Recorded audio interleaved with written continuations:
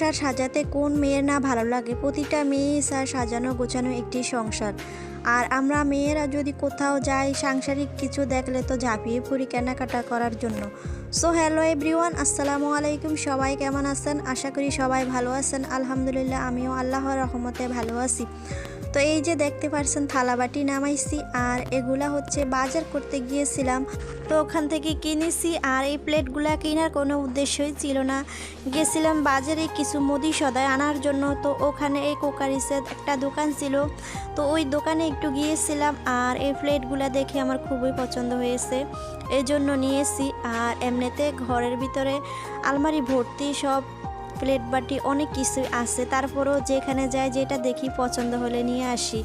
আর বিশেষ করে কাঁচের প্লেট বাটিগুলো রাফ ইউজ করলে টাইসের উপরে পরে হাত থেকে ভেঙে যায়, একটার পর একটা ভাঙতেই থাকে। এজন্য এই মেলামিনের প্লেটগুলো আনছি, যে সবসময় রাফ ইউজ করে একটা মজা পাওয়া যায়, কোনো হাতের থেকে পড়লেও তেমন একটা হয় না, ভাঙে না, এজন্যই এনেছি। আর সিংহ মেলামাইন দেখে এনেছি, গরম কিছু নিলে ঠুসা পড়ার কোনো নাই।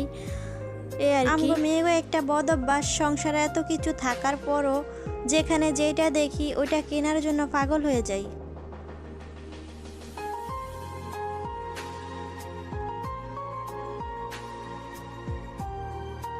তো এই তো কিউট দুইটা ভ্যানচা আনছি, একটা হচ্ছে রুমের জন্য আর আরেকটা হচ্ছে ছাদের উপরে মুরগির ঘরের জন্য। আর ঘরের ময়লা ঝাড়ু দিয়ে এই ভ্যানচাতে করে খুব সহজে ফালিয়ে দেওয়া যায়, তো এই জন্য একটা হচ্ছে রুমে রাখবো আর আরেকটা হচ্ছে ছাদের উপরে।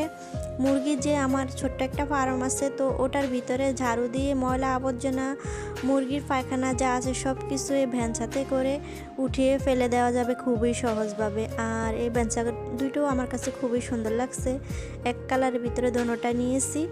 একটা হচ্ছে মিনিটা হচ্ছে ঘরের জন্য, আর একটা একটু বড় সাইজের, ওটা হচ্ছে উপরে ছাদের উপরে এই মুরগির ফার্মের জন্য। আর এই যে দেখতে পাচ্ছেন রাফ ইউজ করার জন্য কয়েকটা হাজি কিনেছি, চাল টাল ধোয়ার জন্য, শাক টাক ধোয়ার জন্য। আর এই হাজিগুলা কিন্তু RFL, একটু প্রাইসটাও একটু বেশি, কারণ হচ্ছে আমাদের গ্রাম অঞ্চলে যে হকারেরা আসে ওরা মানে নর্মাল যে হাজিগুলা আনে ওগুলা কয়েকদিন পর রাফ ইউজ করলে ভেঙে যায়। তো এই হাজিগুলা RFL-এর হাজি, দামও বেশি, মানও ভালো, তো এই জন্য কিনেছি। আর দেখা যায় অনেক দিনও টিকসই হবে।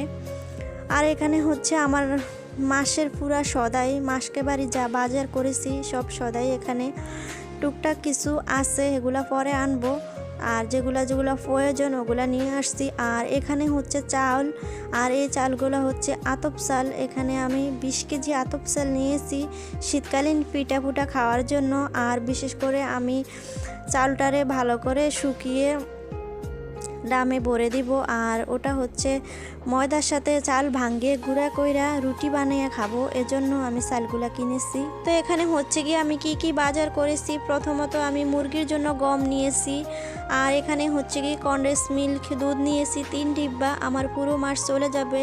আর প্রত্যেক মাসে দুধ নিয়ে একটা পেয়ারার ভিতরে থাকি, কোনো মাসে গরুর দুধ নেই, কোনো মাসে আবার প্যাকেটের দুধ নেই। এই মাসে আবার আনছি কনডেন্স মিল্ক ডিব্বারই আনছি। আর দুধ চা ছাড়া তো চলোই না, দুধ চা ছাড়া আমার ছেলে একদম রং চা খেতেই পারে না। আর আমি মনে করি যে দুধ চা থেকে রং চাটাই সবচেয়ে ভালো শরীরের জন্য, কিন্তু কি করব, আর আমার ছেলে রং চা একদম পছন্দই করে না, ও বলে যে রং চা খেতে না পানি লাগে। তো কি করব, আর প্রত্যেক মাসে ওর জন্য দুধ নিয়ে আসতে হয় চা খাওয়ার জন্য, গরুর দুধ বা প্যাকেট বা এই কনডেন্স মিল্ক সব মিলিয়ে যেটা ভালো লাগে ওটাই নেই আর কি। তো এই 3টা হাজির ভিতরে উপরটার ভিতরে পলটল নেওয়া যাবে, আর মাঝখানেরটার ভিতরে চাল বা শাক টাক ধোয়া যাবে, আর নিচেরটার ভিতরে মাছ ধোয়ার জন্য এনেছি। নিচেরটার ছিদ্রটা একটু বড় আর ওগুলার ছিদ্র একটু ছোট এই আর কি। তো পুরো ভিডিওটি কেমন হয়েছে সেটা অবশ্যই কমেন্ট করে জানাবেন, আর আমার চ্যানেলটা প্লিজ সাবস্ক্রাইব করে দিবেন, পাশে থাকবেন এরকম নিত্য নতুন ভিডিও পেতে। সবাই ভালো থাকবেন, আল্লাহ হাফেজ, আসসালামু আলাইকুম।